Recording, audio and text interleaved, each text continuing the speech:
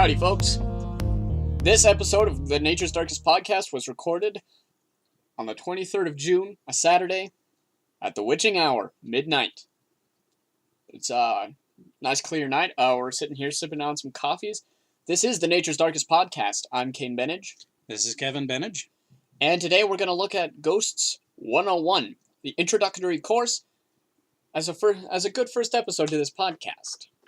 But first, I want to get into the structure of YouTube and Facebook and Twitter. This podcast is kind of like bonus content for those who want to get more in depth on what we're going to be doing, what we're going to be talking about, more in depth of the video series Nature's Darkest. That is, we are almost done with the first episode. We got another project coming up that I think a lot of you would be really interested in. Do tell. We got, we're bringing back Kevin's Ghost Box Sessions. It's totally rebranded, new look, new feel. We're shooting for a more documentary style sort of feel to it instead of just the guy sitting behind a desk. And we're promising more grit, more raw material being thrown out. We've already shot out a few locations already, and we're compiling them hopefully here soon. So, it should be interesting. Also, this podcast, if you're interested in the Nature's Darkest episodes or Kevin's Ghost Box Sessions, this podcast will be dedicated to content that wasn't necessarily beefy enough to make an actual episode out of. So if you want some more extra little paranormal giblets, then this is the place to find it. Giblets, the country wholesome goodness gravy that's in Thanksgiving gravy. Yum, yum. Yeah. This is the stuffing to the Nature's Darkest turkey. So, but yeah, so Ghosts 101. So we first have to start at the basics, essentially. Yeah, we're going to start training you, the listener, on our classifications, our terminologies, and our lingo. Our lingo that we developed over our ghost hunter slang. Yes, that was passed down through IGHS and stuff that Kain and I had invented in order to help better research, essentially. Yes. This is terminology that you're going to hear us use pretty regularly when talking about specific cases.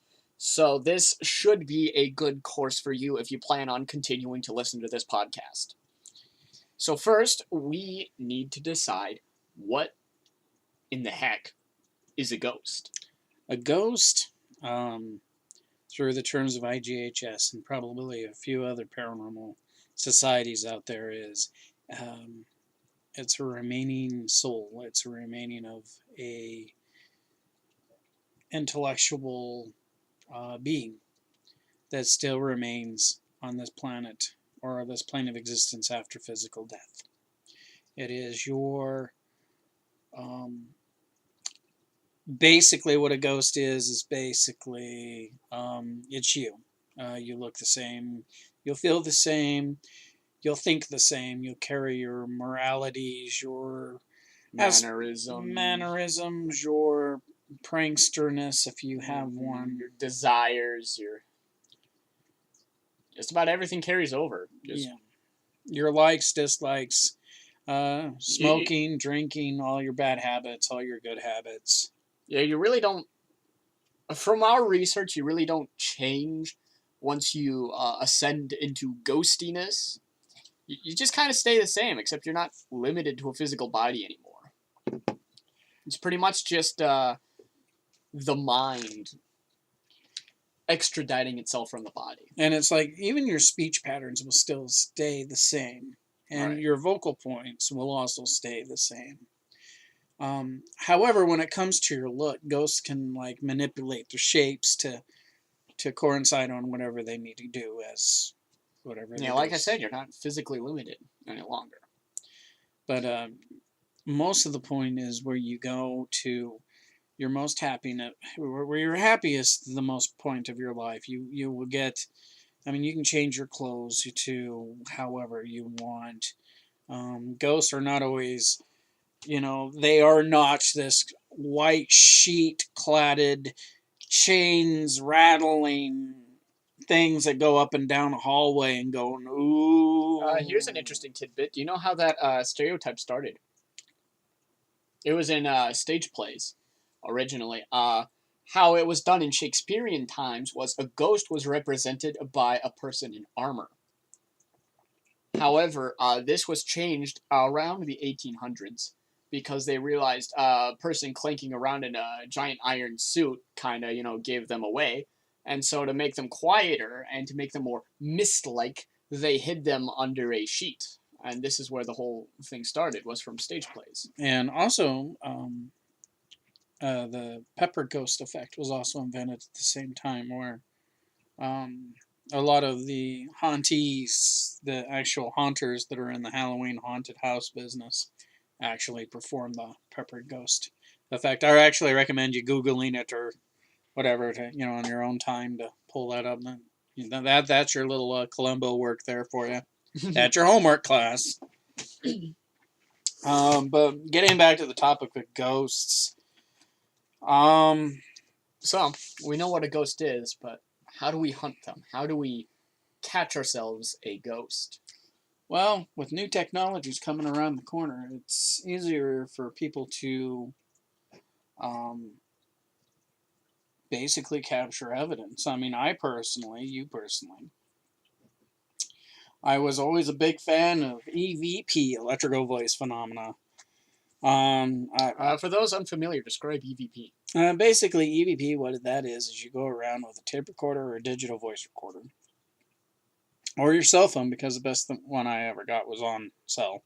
Anything that just has a microphone on it, really. Yeah, anything that has a microphone, and you can just sit here and just talk to yourself, and if you play back, and if you catch a voice that's not yours, that is mysteriously on there, that is an EVP. Now, EVPs do have this grading system, but it's not very well established. You got A grade, B grade, C grade, but we really don't have a system of defining them. It's basically willy-nilly.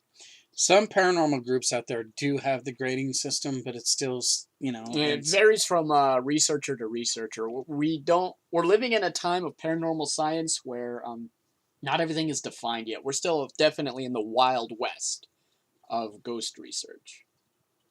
Yeah, well, at least we moved up from sprinkling flour on the floor. Sprinkling,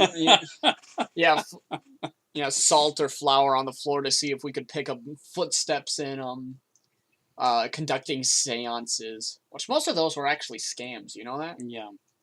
Really big scams. Like spiritualism was huge back in the 1800s. And, of course, in capitalist America, people wanted to take advantage of that. Yes. Yeah. I only worked with only a very short handful of people that had some form of ESP or psychic ability, and that's only on one hand. Yeah, they're actually rarer than most people realize. You'll meet a lot of people that claim to be psychic, but when it comes down to the nitty gritty, they don't actually know what they're talking about. I mean, anybody who steps through the door into this field develops their own sixth sense, where you could feel something near you, and you just know. Yeah, there's this sensation that you get when you know you're gonna have a good night of collecting paranormal evidence, but that's not necessarily ESP. ESP is allows you to pick out specific information. And in our next episode, we'll talk about the CIA's research into ESP, and I think you'll find it absolutely fascinating. Yeah. There's real stuff out there. But yeah, so you got EVPs, you got digital photographs, mainly of ghosts. You're going to pick up is what we call orbs. They're little balls of light that can be stationary or they could be moving. They look different. I mean, these are confused with water droplets, with rain and dust, reflections, refraction. Yeah, there's So they're the most common kind of photograph, but they're also the hardest to definitively prove.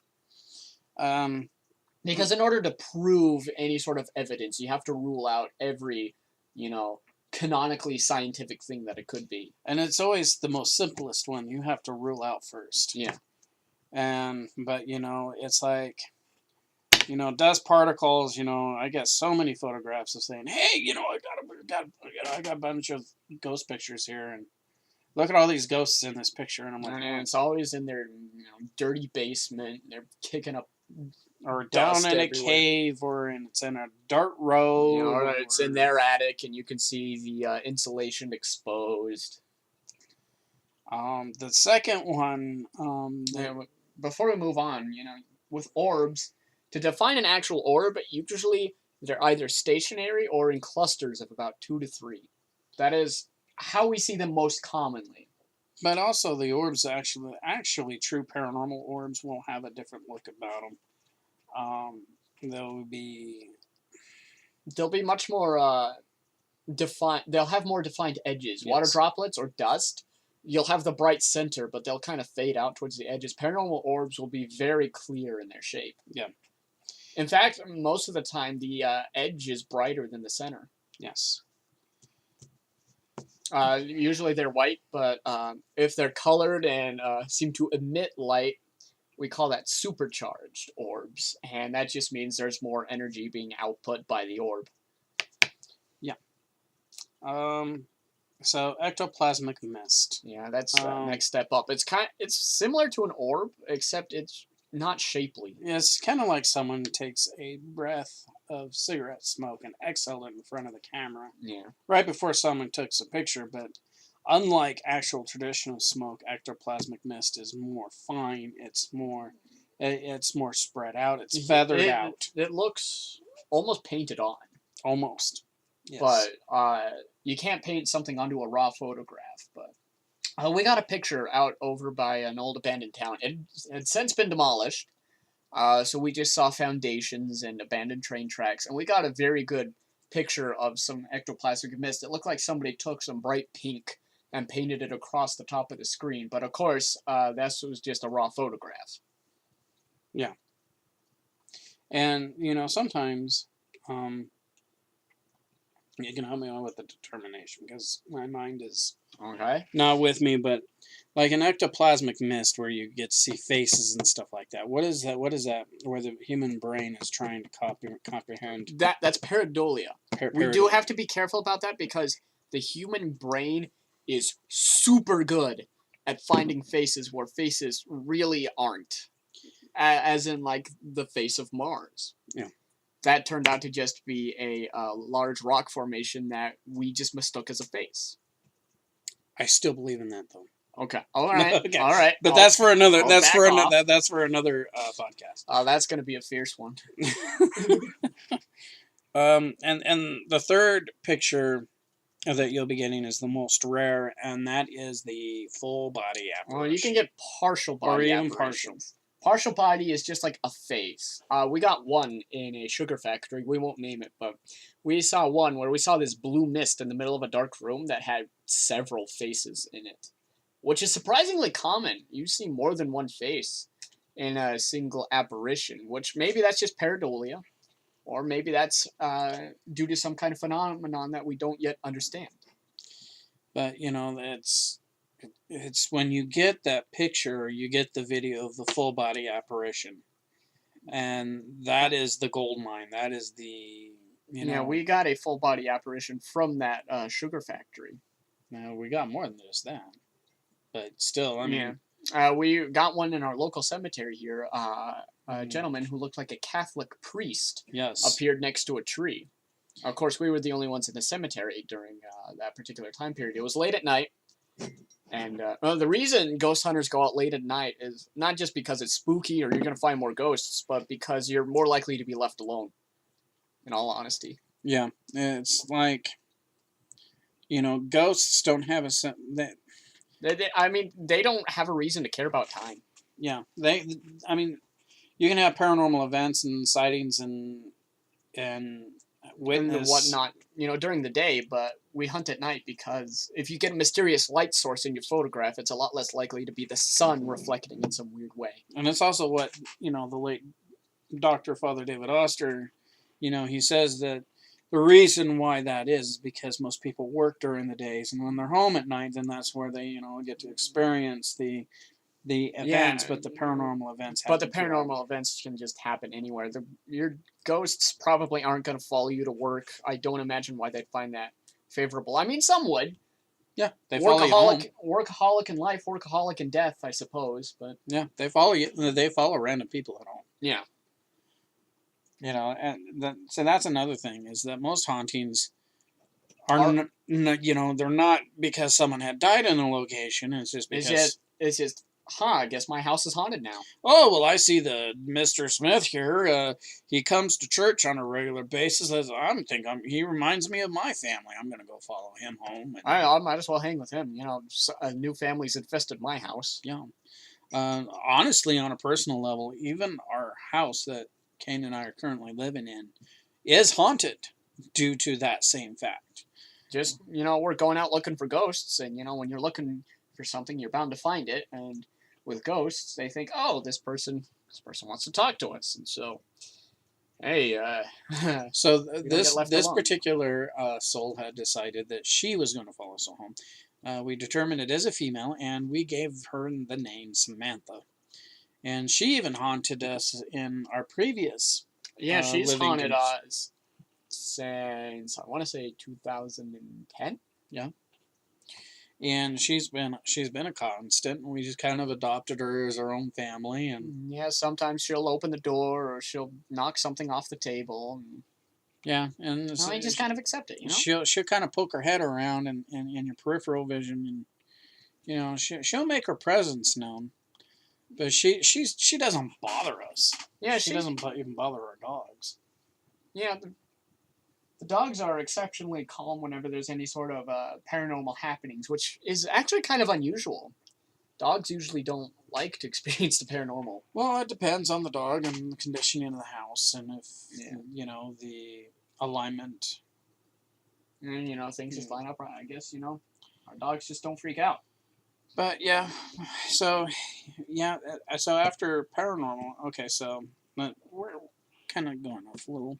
Oh, that's okay. So let's talk about different types of ghosts. So there aren't really classes in the sense of there's this kind of ghost that can do this thing. There's this kind of ghost that can do this thing, and they're mutually exclusive. It's not like that. We have a fluid class system that's just more of a rating system, and it's less of defining the characteristics of a ghost, but it's more a tool that we use to determine the best approach when researching a specific entity. Mm-hmm. So the class system, we might as well go over. Excuse me. It goes from 1 to 10, and it covers pretty much any basis that could possibly happen. So go ahead, Ken. Go ahead and tell them on All right. On what so this class is. 1 is your benign, typical haunt, undetectable with any kind of just sensory information. You can't see it. You can't hear it. You have to have some kind of special equipment to pick it up. Yes. Or get something and happen in life where it saves your butt. Pulls your butt out of the fire. Kind of like your guardian angel. That's kind of like a class 1. Class 2, moving up, is limited interaction with the physical world. Have you ever put your keys down on the table? You know exactly where they are, and yet you look back and they're gone. They're on the floor or something. Or have you ever seen a chair just scoot itself just a little? That's a class 2. It's generally not considered a dangerous form of phenomenon. It's a prankster ghost, essentially. Yeah, calls your name, runs up and down the hallways, knocks on the walls. Yeah, class 1 and class 2 are the most common types of haunts you're going to get. 95% of them, I'd say, just a rough estimate, fall into this category. And then you have the class 3. Class 3 is poltergeist activity. Yeah. Full-blown control of the physical world. Temper tantrum ghosts. I'm going to throw shit to make my point known. Mm-hmm. If you ever seen those videos of the cabinets opening themselves and the plates flying out one by one, that's definitely considered class 3. We separate class 2 and class 3 because in a class 3 scenario, it could potentially become dangerous. I'm not saying it will. Yeah, but it could. I had an example when I first started doing this way back in the day. It was like the year 2001 or something like that. I went to one of the first houses. It's when I was establishing myself here in Sheridan County in Wyoming. I went over to the client's house, and she's like, well, there's symmetrical book stacking, and she showed, she went. Explain symmetrical book stacking. Ever seen the movie Ghostbusters where the books were stacked really high? Right. And yeah, that actually really happens. Yeah. I don't know why. It just happens that way. Now, what's really interesting is Dan Aykroyd, writing the film, was a co-writer on the film, and he is an avid paranormal researcher himself. So a lot of the phenomenon described in the movie Ghostbusters is actually fairly accurate. Of course, embellished for entertainment purposes, but it has some basis in reality. So I was going about doing my ghost hunting business, and I turned into the dining room. And the clients, they had this really nice set of chairs and tables and stuff like that. I mean, they were really heavy. Right. And I was doing something that I should have never been doing, and I was mouthing off to the ghost. And it picked up the chair and threw it at me. I ended up catching it, and I threw it back. And I said, don't you... should we be swearing on this? I'm like, don't you beep and throw a beeping chair at me. I'll throw right a beeping back at you, you mother beep. And my client was just like, her eyes were all deer in the headlight look. Her mouth was down at the bottom, and she's like, did I just see that? Yeah, not only was one of your chairs thrown at the investigator you brought in, but said investigator thought it was a good idea to throw it back. Needless to say, the ghost didn't throw any more shit or stuff at me. Okay, I guess swearing's okay on this podcast. So precedent is set. So sorry, ladies and gentlemen, we're no longer classy. But yeah, sorry, kids. But poltergeist activity is dangerous. It's something that. It's definitely a nuisance. If you have a class 3 haunting, then you did something wrong. You'll know. You'll know. You will come home and your living room is torn up. Or you would have symmetrical chair stacking too. Or another really common one, which was demonstrated in the movie Poltergeist, is you'll come home and find all your chairs stacked on your table in a neat little pyramid. Yeah. Yeah, that's kind of an oh shit moment there too. Have you seen the video of the hotel CCTV where screaming is coming from... I think of that every single fucking time. I stay in a motherfucking hotel. I sit there and I look into the darkness and I think to myself, I'm laying next to my wife and I'm thinking, I pray to God, I hope my sleep meds kick in because I don't want to hear any fucking screaming. Yeah, so in this video, if you've never seen it, hotel management is made aware of a woman screaming. Oh my God. Coming from a room that nobody is currently renting. And so they send some poor sap to go check it out. He's told, hey man, listen, there's definitely some screaming and banging around in there, so why don't you wait for the cops? Being Mr. Hero that he is, he goes in anyways. We don't get to see this, unfortunately, because, privacy reasons, there's no cameras in the rooms. But he describes that the carpet is torn up, the furniture is upside down, and the sink is left on. And so is the shower. The shower was left on, too. Yeah, the shower and the sink. And during this, we actually see an entity pass through the doorway and out the hall, and the lights begin to flicker when it's around. So this is probably the definitive class 3. Yeah, that is... All right, you got to think of ghosts as like people like what we kind of explained earlier. Their mental state is not off.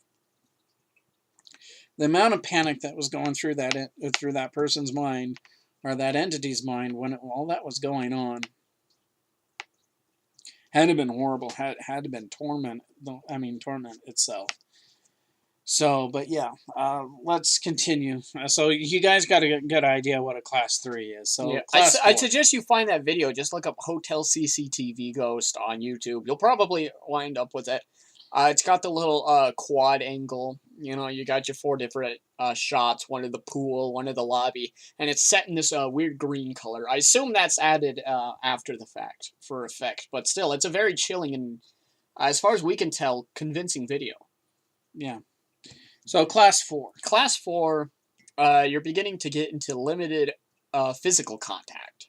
Yes. This is, okay, it's done playing around with the environment. It's going to play with you. I ran into a class 4 entity when we were on a walk. We had brought the ghost box along. And we dropped it. And we didn't realize that because we were engrossed in some kind of meaningless conversation.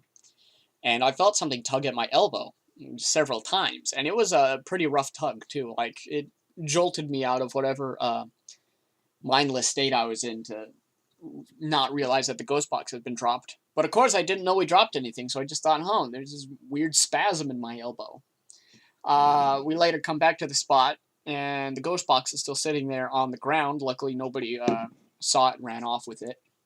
Which is a very real possibility. Kind of got lucky in that regard, but I later learned that while we were at this, doing this walk and this happened, we were next to some train tracks.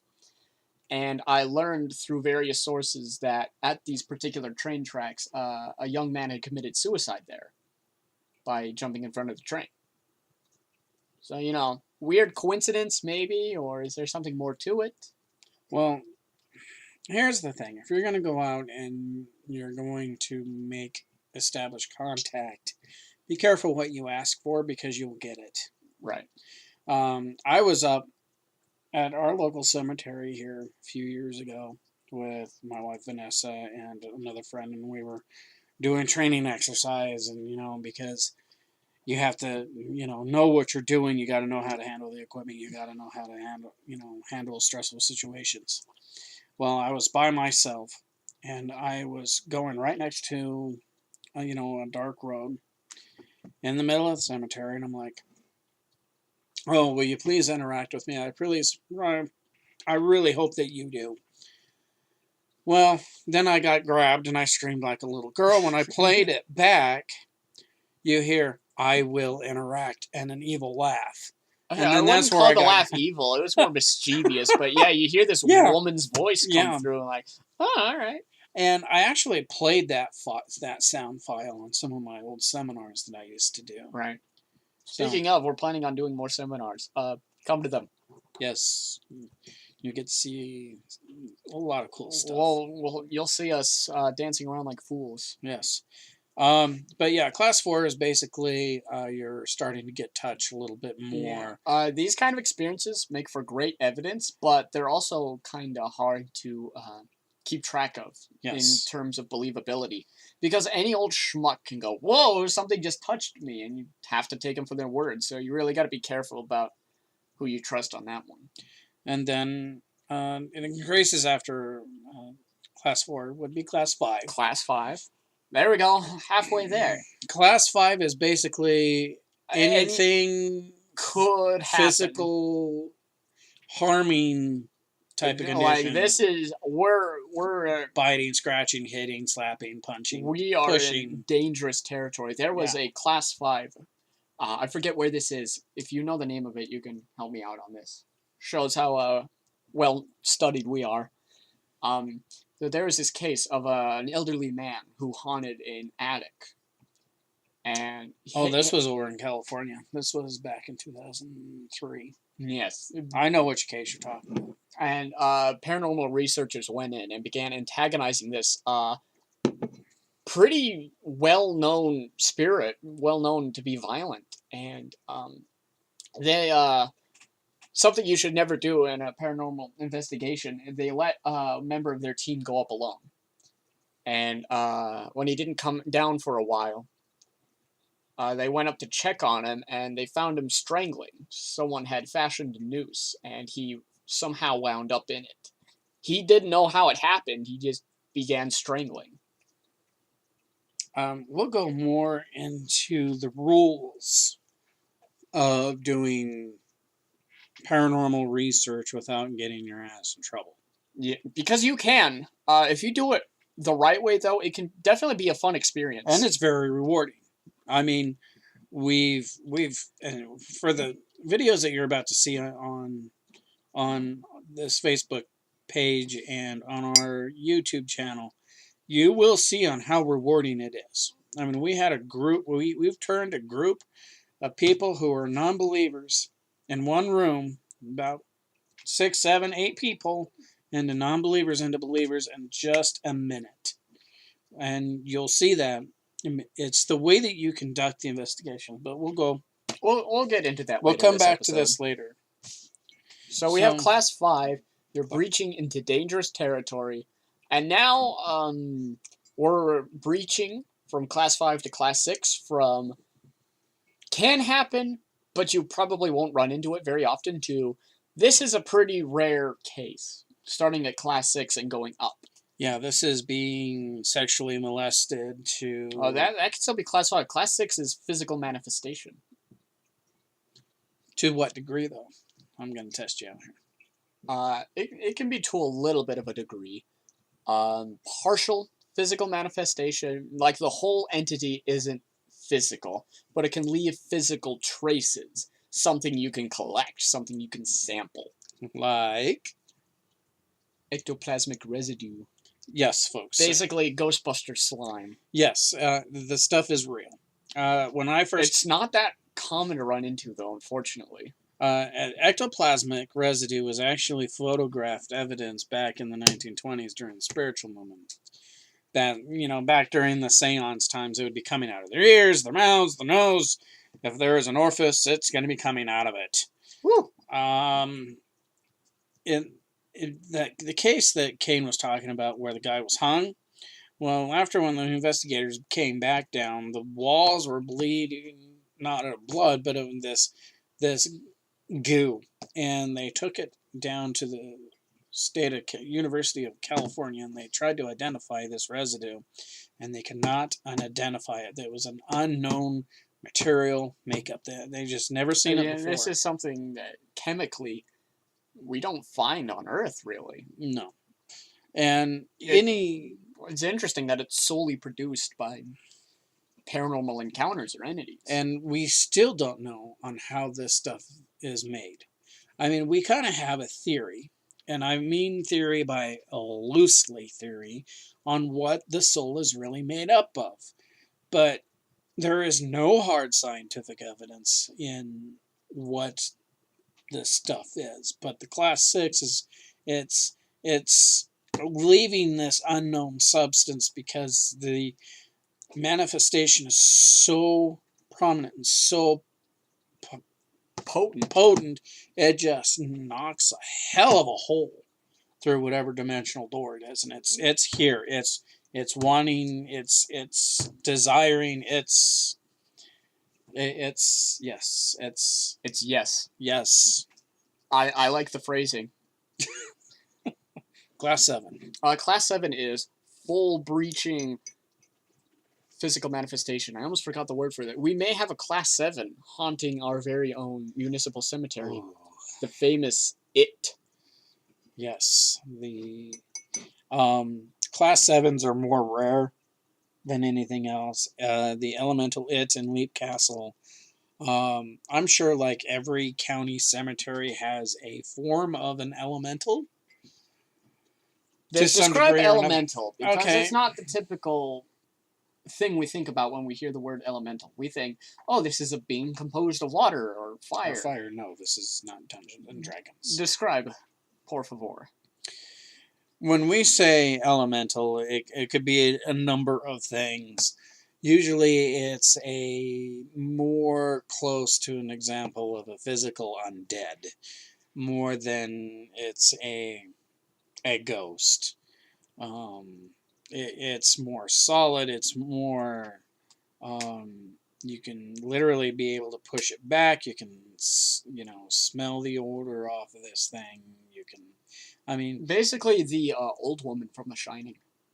Yeah, that would be it. But don't be confused with ghosts in general, because when you actually see a ghost, most people don't understand that they're seeing a ghost until it's too late. I mean, usually when I've witnessed a ghost, it's usually pretty solid themselves. So don't get them confused with, the elementals and stuff like that. This is a little bit elementals. But elementals they're more malevolent. There's more, they're there to intimidate. They're there to show off that they're there. But yeah, it's we haven't confirmed that the creature of the cemetery is an elemental yet, have we? We haven't had any. No, we hard proof. We have some fans who watched that video of ours. It was long ago. Several years ago now.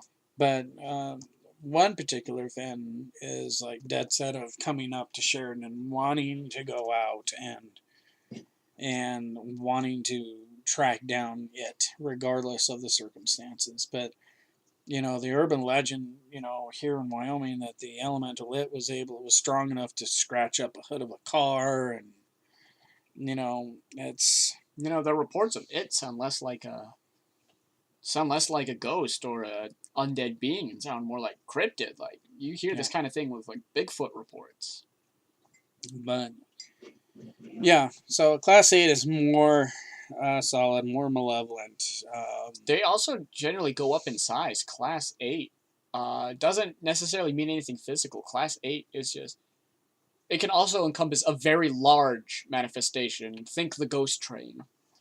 Yeah, or a ghost ship. Or a ghost ship. Anything that is one solid body and larger than a person. There was a new video of a supposed ghost train released. I can't judge if it's accurate or if it's a hoax, but it looks convincing. It does look convincing. I'll have to show it to you later. Okay. So, Class 9. Class 9 is something larger than a person, but it's loosely connected. It's not... Like, think of an entire ghost town appearing at midnight. That's actually been documented. Winter solstice and during the full moon. Extremely rare, but, an entire town popping up in the middle of a Nevada desert. Yeah. And then last but certainly not least, Class 10. No reports of a Class 10 because Class 10... Knock on wood. Is essentially the end of the world. Yeah, it's basically... Hell rising up, dogs and cats living together, raining blood. Act of God, and God is pissed. Yes. The end of days, this is it. This is... Call the Ghostbusters. Plague. Call the fucking Ghostbusters, because they're the only ones, talented enough to handle this. Yeah, know why 2012 didn't end? It didn't happen? Well, you know why it didn't happen? Why? Because the goddamn Ghostbusters. All right. All right. All right, so we've talked about the classifications. We talked about the kinds of evidence you can get. So let's get into the nitty-gritty. How do you find a ghost? What are the rules? What are the steps? All right. So here's why as a ghost, but isn't. Okay, a lot of people think they come in, they see. All right, some people see this on TV, your or ghost on hunters, the internet, your ghost adventures, and they see these type of programs, and they're like, hey, this is how it's done. This is how it's done. We can do the same. But do not misunderstand me. There has been risk. There is risk in any occupation. Not that you're going to ever get paid, so don't plan to get paid unless you're... This is a hobby we do because it's fun. And it's purpose. It's purposeful. Yeah. But there are risks. Yeah. Don't do it like they do on TV shows.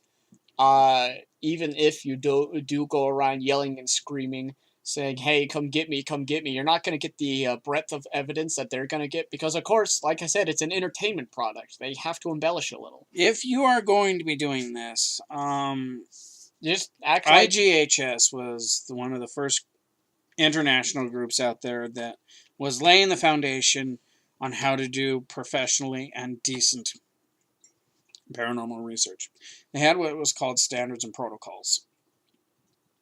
These are the rules that you never break by any types of means. And I swear to you, if you go by these, you'll... not only will you get the best evidence of paranormal...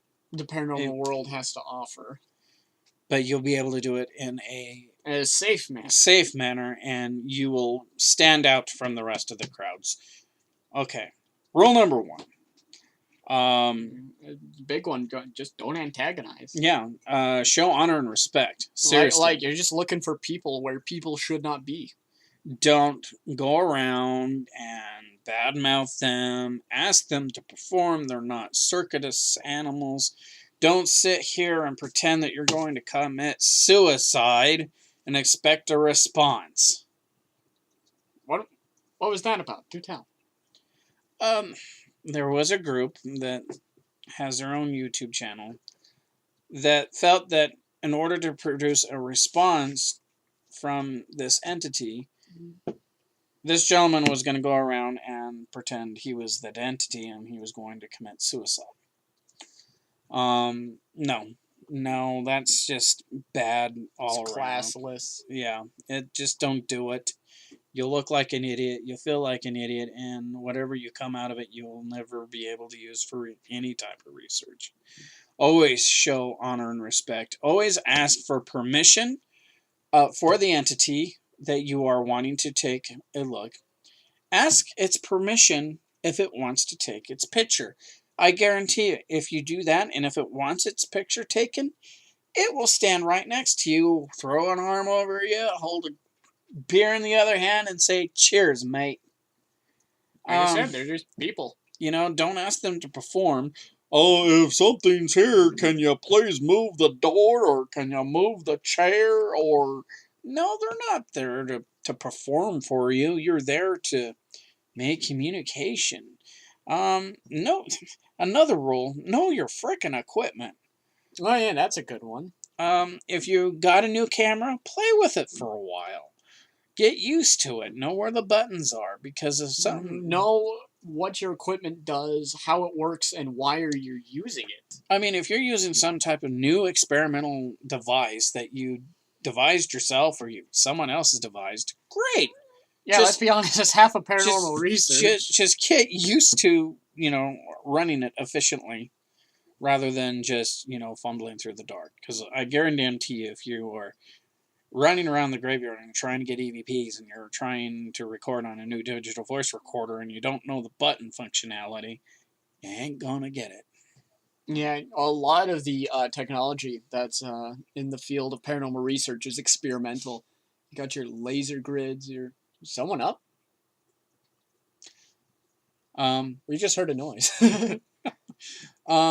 Next, use common sense, folks. Don't take pictures when it's raining. Don't smoke. Don't do drugs. Don't drink alcohol. Just keep it clean. Keep it safe. Approach it like you would any other science experiment. Approach it like chemistry or physics. Yeah, I mean, put the cigarettes away. Smoke on a break. Ghost hunters always seem to be smokers. Yeah, don't document that you're gonna take a smoke break. So that way, I mean, if you eliminate the walking down a dirt road or smoking in front of the camera while you're conducting an investigation, you can eliminate the possibilities of having false positives. And that's going to make your job so much easier when it comes to review, because that's going to be the most longest. False positives are your worst enemy. Don't smoke. Don't whisper. Yeah, whispering's really bad. Don't shuffle your feet. Tailing off from that last conversation, we could also go through some of the equipment available once we're done here. Another standard and protocol, pay attention to the main phase. storm systems that might be running through. The weather and the sky seem to have this weird correlation with the paranormal. And we're not talking about like your horoscopes or if the stars are aligned. Just like certain moon phases have been known to produce. Yeah, like full moon and new moon. Think of it, all right, the full moon, you heard your moon madness. And it affects the earth. It affects the tides, it affects everything. It affects even the nature, the animals, for crying out loud. It affects everything. Yeah, so we don't know why it affects the paranormal yet. We don't know what it is about the amount of sun that reflects off the moon that affects the paranormal world, but we have observed its effects, and we're still trying to figure out why. You know, if you live in a haunted house, and you sit down there with a notebook and pen, excuse me, he's yawning.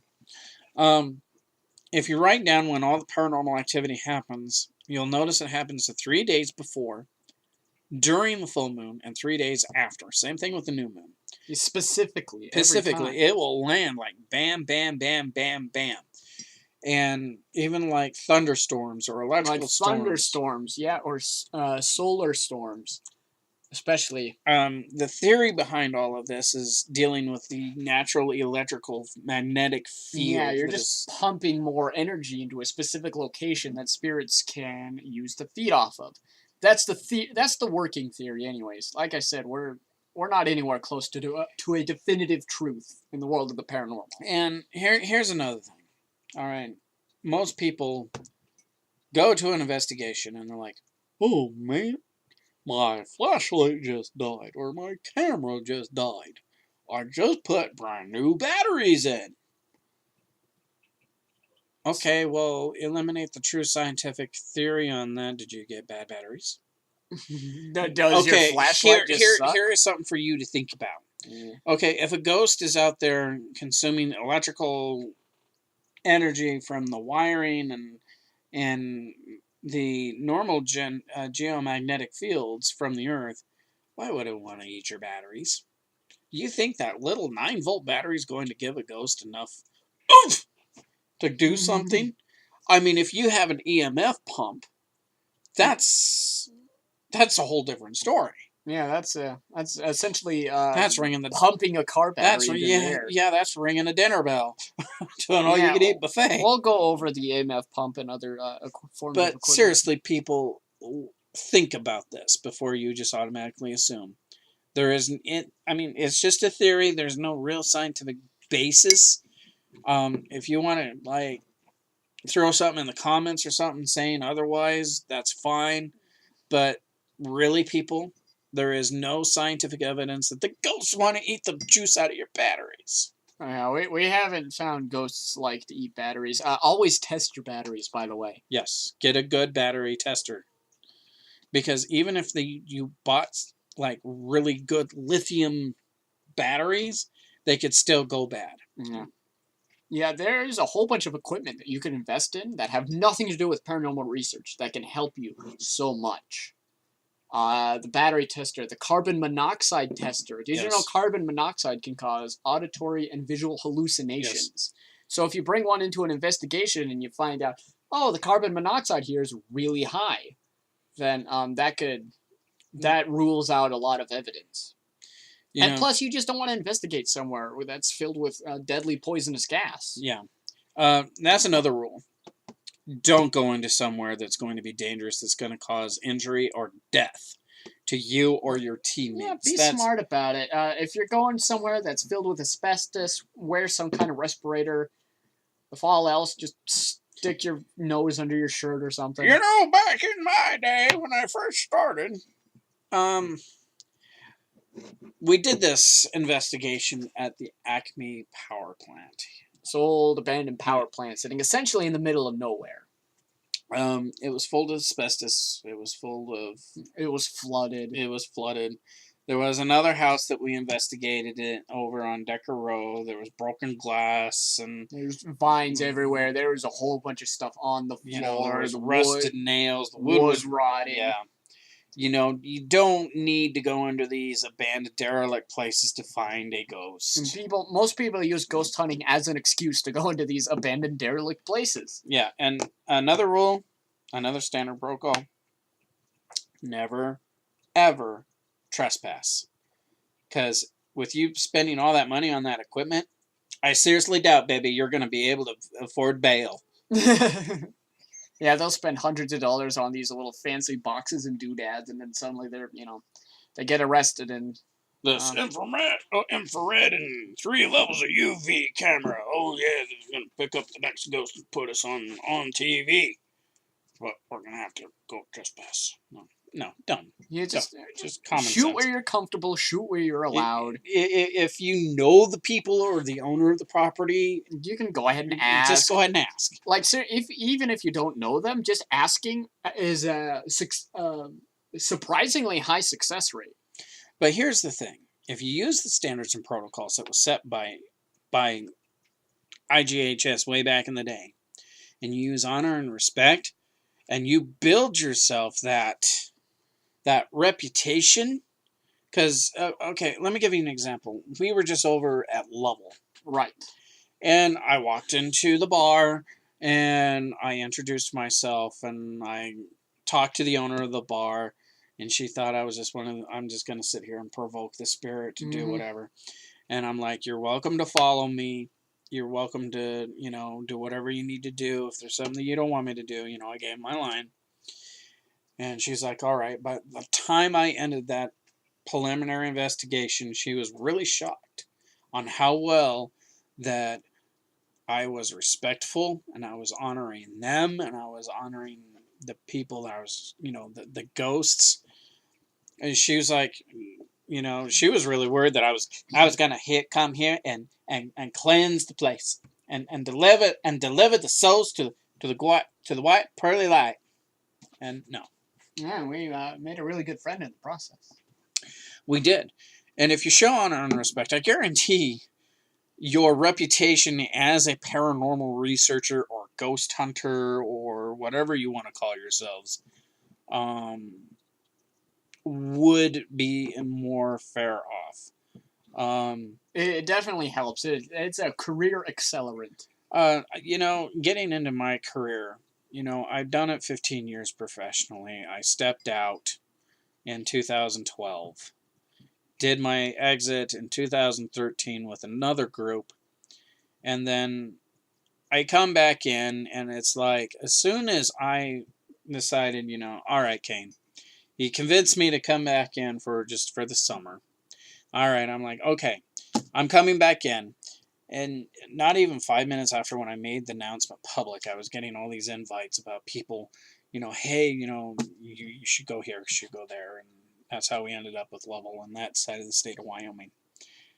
I've done over 300 cases within my 15 years. I've been all over in the state. I had an opportunity to be up in Montana. I had an opportunity to be in South Dakota. I even had an opportunity to do my own TV show. When you are there to educate, that's all what you guys are needing to do. You are willing to strap on a backpack full of miscellaneous equipment, go into a dark place, a graveyard or other, at night, to study stuff that we still don't know what is truly there. You're willing to risk yourself, life and limb, do it with honor and respect. And I guarantee you, you don't have to be these groups on TV that have to, yell and scream and hoop and holler and do all of this negative stuff. Correct me if I'm wrong, but one group that did that, and one of their crew members, ended up with a divorce because the shit followed them home, and the wife realized this shit's real and she had enough. You don't want that. If you want them, they're going to follow you home regardless. The spirits, I mean.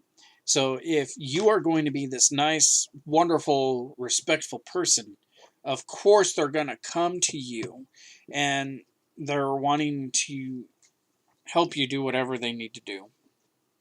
Or they just want to hang out. You know, it's going to make your life all that much easier. It's going to make it way easier. For anyone who is new at this, education is key. Educate yourself. Just don't watch stuff on TV or on YouTube or anywhere else. Get in a library. Pull out those books. Get with a group that's been around. Or get with someone that you know has been witnessing this. Or, has some credibility. See if anybody is out there that actually has a diploma or a certification in this. A lot of people don't think that that's available. Well, it is. You just have to know where to look. Yeah. I know that IGHS is still running even after both founders have passed. It is expensive, but you do get a diploma. It is a physical diploma. And I recommend you getting yourself education. Get that education. Don't expect to get into a house because some people are not educated about it and they're scared and they want you to remove it. Well, good luck with that. Good luck with that. I mean, not once have I ever done a removal. Yeah, removals are difficult because, how are you going to tell something that has no physical body to leave? And you're telling something, okay, it's like, Kain, I know you. I know you. Okay. It's like me coming into your room saying, oh, in the name of Kain, I want you to move, take this down, you need to put this up, and you just need to do what Kain needs to do. In the name of Kain, you need to leave. I like how you used my name for every single one of those examples. It's like, Kain, you like Pokemon? Here's a Pokemon ball. He's the Pokemon man. I'm not. It's like, this is what Kain's gonna watch. So this is okay. Basically, what I'm saying is a spirit will not exit a place, an object, or anything else just by saying the name of blank. You can throw in whatever deity or religious factor you want. It's just not going to happen. I'm sorry. It's like if you're a Christian, you see a child playing on the train tracks and there's a train coming down the train track and it's going to hit the poor child, and you say, God, please move that child from the train tracks before it gets hit. Well, sometimes, very rarely, there will be a miracle and the train will miss the child. But on the normal basis, the train will hit the child. And there goes half of our viewers right there. I'm sorry.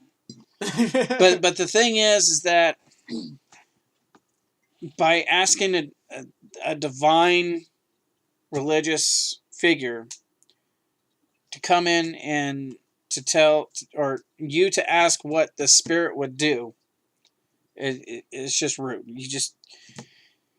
You're not educating the people who have the fear, and that's your sole responsibility. Is you have all this evidence suggesting that most of the spirits are non-malevolent. They're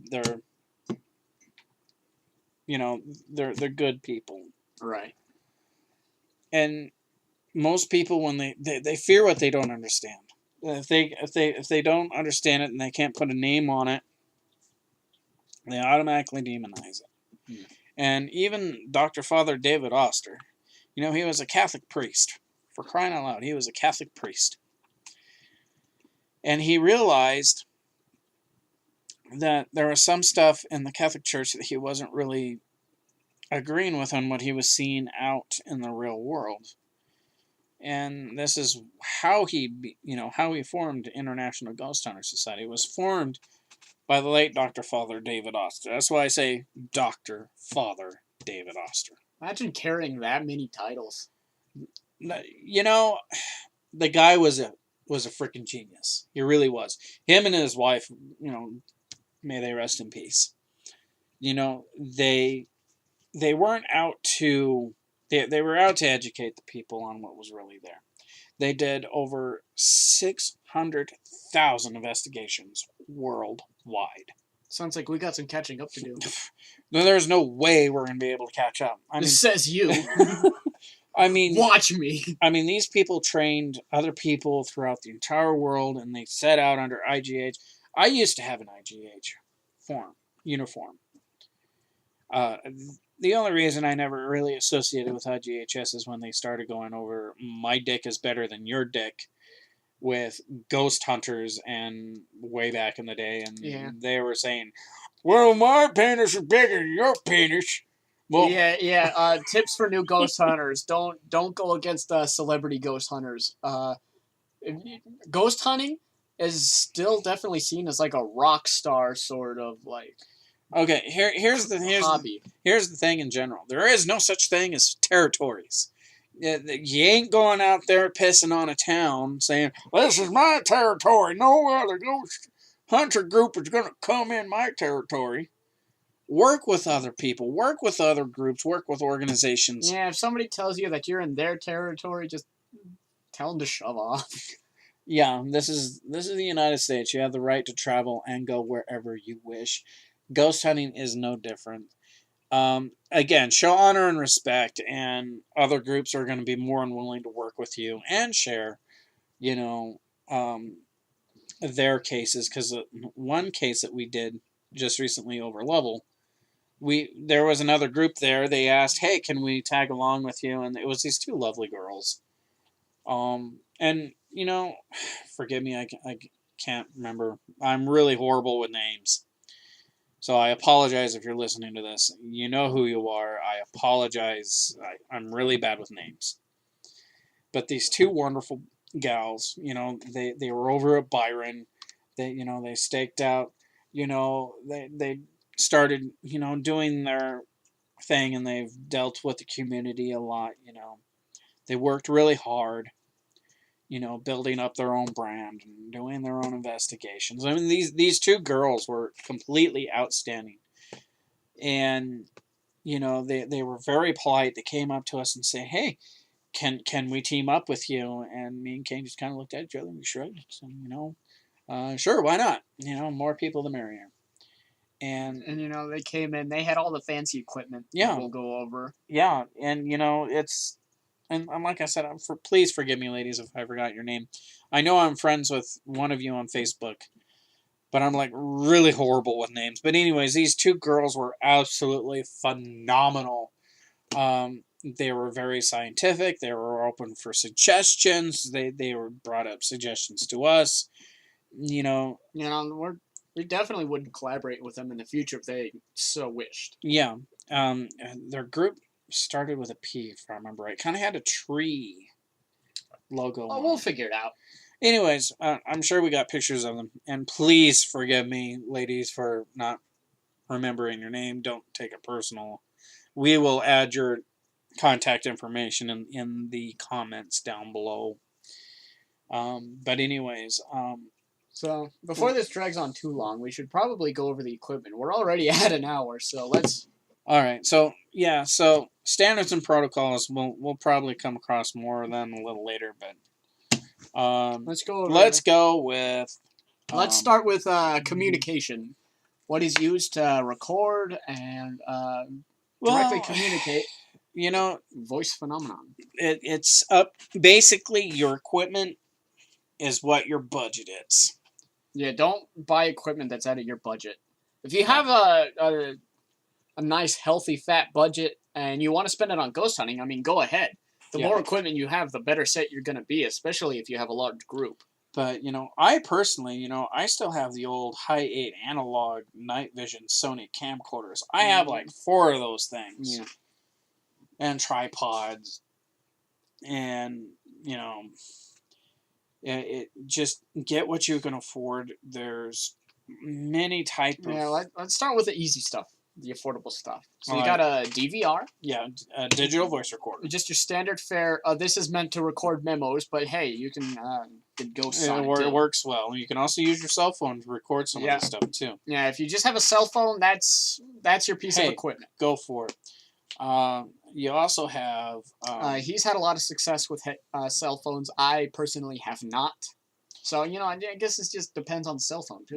When you get out there a little bit more and you can have a little bit more of a budget, and you can get one, Frank's Ghost Box. Frank's Ghost Box, what this is, it basically scans very rapidly through radio station channels, and theoretically, it picks up other voices that aren't from these radio stations. We don't necessarily know the science behind it, but we do get a lot of uncanny responses from it. Yeah.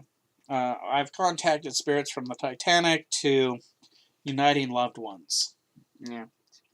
It is a bit controversial within the paranormal community just because its potential for backmasking. You are hearing the human voice being broadcasted and it's clicking like that fast. So there's definitely some room for error with the Ghost Box. In terms of the most accurate communication you can get, but for most expensive, you got the Spiricom. But that's a do-it-yourself, build-it, this thing is staying in your home sort of deal. Yeah, the Spiricom Mark IV was designed by Dr. George Meek. And he was one of the leading... this guy's a big deal in the world of the paranormal. Yeah, he passed away in 1982, but... this guy's done a lot. But his stuff was very well documented, and it's... I've had dreams of building a Spiricom. We tried it once. And Kate thought I was going to blow up the house. I was a little young at the time. Mom, Dad's trying to blow up the house. Yeah, it's a very difficult build. Apparently, not a lot of people have success with it, but those who do have very wide margin of success. The monitor just turned off. I hope we're still recording. Well, yeah. Yep, okay. Okay, so other than that, let's move on, is a EMF detector. EMF detector. All right, now there's two different versions. There's a K2 and a tri-field. The ELF meters are standard, but they're okay. But the tri-field meter, you have to stand still with it, and it's old school, but you have to stand still with it, but it's very accurate. The K2 is you can walk around with it, but it is not as accurate as a tri-field. Yeah. We use EMF detectors less for directly citing evidence of ghosts and more like scouting the field, seeing if ghosts are possible. Generally, high EMF fields are just caused by faulty wiring. It tends to be more common in older houses, just because of the way they're built. If you really want a cheap EMF tool, you can get anywhere, especially in a sporting goods or Walmart. Yeah, EMF tools are really common because they do have practical use in like electrical work. But the EMF tool that works the best, I kid you not, is a compass. Yeah, if there's a particular EMF pool that's really strong, your compass will point towards it. It's a good cheap tool if you really got nothing else. It has to be analog. It can't be like a digital compass because those will just always point to north. Yeah. Another thing is a good camera. Yeah, good camera. Some groups think that if it didn't happen on camera, it didn't happen at all. I personally, I use anything with night shot, night vision, IR. Yeah, this stuff is standard cameras, IR cameras, UV cameras are coming out specifically for ghost hunting now. Yeah. Apparently they're super effective, but also very expensive.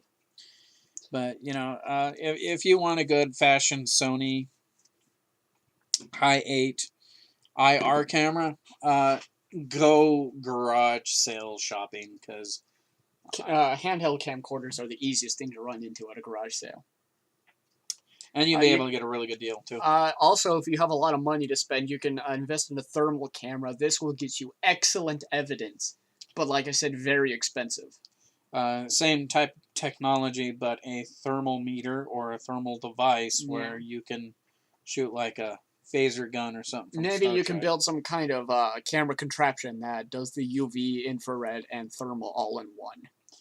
But yeah, a thermometer is to detect cold spots and other type of temperature anomalies that will be conducted with. If you're planning on using a camera, a new tool that's becoming increasingly common is a laser grid. Essentially, Yes. what that does is if something passes in front of the grid, you will see distortion in the laser beams. And it's basically the 21st century version of the flower on the floor. Yeah. One of my old team members, he bought his own paranormal equipment, and he had a grid there, and it was actually quite useful for one of our investigations. If you want to help ramp up the activity in an area, you can invest in an EMF pump. These things aren't really that easy to run into. You're not going to find it at Walmart. You're going to have to do some online shopping to get your hand on one of these. Yeah. But the theory is that these help produce paranormal activity. These help fuel ghosts, in simplest terms. They're the fat kid, and you're calling them into the cake store, basically. So that's just some of the equipment, I'm sure. You know, people have used essentially anything as paranormal equipment. Just a shout out to, he's not a sponsor or anything, but like Huff Paranormal. That dude's such a genius. He builds his own stuff. I mean, if you got that good, and if you got those skills in electronics and where you can build that type of stuff, go for it. Do it. Yeah, there's a whole bunch of contraptions out there that supposedly help you contact the dead. Like, say, the Tesla radio. That's not even powered by electricity. And yet you can still get some amazing results out of that. You can hear lightning from a Tesla radio that's hundreds of miles away. Yeah. Kain and I are planning on building one of those, and we'll have that. It just needs some copper wiring, some crystal radio, a crystal mason jar. Apparently cheap to build, like $25 to $50 range. But that's just some of the equipment. I know like some stuff like on like most websites like Amazon and whatnot. Again, they're not a sponsor or anything, but you can search for kits if you're wanting to really get a decent jump start. Is to find a kit, basically will be saving you a bunch of money that way. Also, don't forget about, if you get like an analog photo camera, don't forget the cost of film. Of course, I mean, film's becoming more expensive as it's getting phased out. Yeah, because everything's more digital. Don't worry, it'll come back soon. It'll be vintage. But so it's just, you make sure that you have everything that you are going to be needing. You don't need to dump tons of money in it, but it's just go with your budget, and you can still produce results with the most basic of things. And trust your instincts. If you feel that you need to take a picture or you need to turn your camera somewhere, just trust your instincts. Especially if you've been in the field for a while, you'll be able to trust your gut. All right, so I believe that covers it. All right, so next thing is... Next episode is the Real Life X-Files. Well, let's talk about our experiences a little bit. Okay. We've seen... We'll close off the episode here. So, okay, Kane, so what was the most moving event? Well, gosh. Tell them a little bit, how did you get involved in this? I've been in the world of the paranormal since about the age of 6, when I first started tagging along to ghost hunts. I was definitely too young. I definitely should not have been ghost hunting. I did not help matters at all, but I was out there experiencing the paranormal ever since I was like 4 to 6 years old. I've been doing it longer than I can even remember, really. Yeah, I remember, some of the old YouTube videos, when you were just a little... When I was a wee little lad, about 9 years old, I started appearing in Kevin's Ghost Box sessions. And they were telling Kane to go to bed because it was like 1:30 in the morning. Yeah, it was like 1:30 in the morning. As it's 1:30 in the morning now. I have not lost my night owl tendencies. That is something that's stuck with me permanently. But what was your most moving? Ooh. See, that's difficult. Probably the most moving for me was when we found that Catholic priest in the cemetery. That's one of them. Or, oh, no, I just remember this one. When we were standing in the cemetery, it was late at night, about 9:30 at night. We were using the ghost box, the older model, the big blocky one that I still believe was way more effective. Radio Shack hack. Yeah, the Radio Shack hack, which actually turned out to be way more effective than the one we have now. Yeah. That's the infamous ghost box that you'll find in the old videos. We were standing in the cemetery, and we heard clear as day a woman saying, "It's coming for you," or "It's coming to get you." It didn't reference what it is, but that terrified me. Maybe the it. We need to find a better name for that thing. Yeah. Maybe that'll be our finale, the hunt for it, and then we develop this whole case around it. We'll get out a whiteboard with them, put up all the strings, conspiracy theory style, tinfoil hats and everything. It'll be exciting. It'll be fun. Okay, so anyways, getting back to anyways, sorry. We started hearing this. I started freaking out. I knew the cemetery closed at 10, so I figured, oh yeah, it's safe to go now. Then we heard this blood-curdling scream come from it. Like, it was loud as a gunshot, right? Clear as mud. Yeah, everyone just kind of stopped what they were doing. We were. Everyone was time to go. Everyone was hankering to get out of there. I was leading the charge. Yeah, see, that's the thing when you reach into this field. It's you'll get spooked. I've seen enough stuff that will turn your shit white. He says that, but I've never had a white shit. I came pretty damn close. And that's another thing when you go, oh shit, you say it, then you do it. Oh, that's terrible. My most scariest moment that I've ever had is when I was with Sheridan Paranormal Research, HPR, and we were tag teaming the Occidental Hotel, and we were down in the murder room. Explain some of this. Get some context for people to go. And, well, anyways, the Occidental is a local hotel in a close by town that used to be a brothel. Anyways, there was a murder in the downstairs suite room. And we had a guy here in Sheridan doing remote viewing. We basically set up Skype on where people can record what they were seeing on screen so they could produce paranormal events as they were recorded. And the guy that was here in Sheridan kept on telling me and my group to turn around. There's something behind you. I mean, it's tall. It's big. It's right behind you. It's right behind you. So by the time we turned around, we saw the shadow figure, 6, 7 feet tall, on the other side of this fucking wooden door with a glass pane in it. Comes right through the door and just, it just explodes in ectoplasmic mist.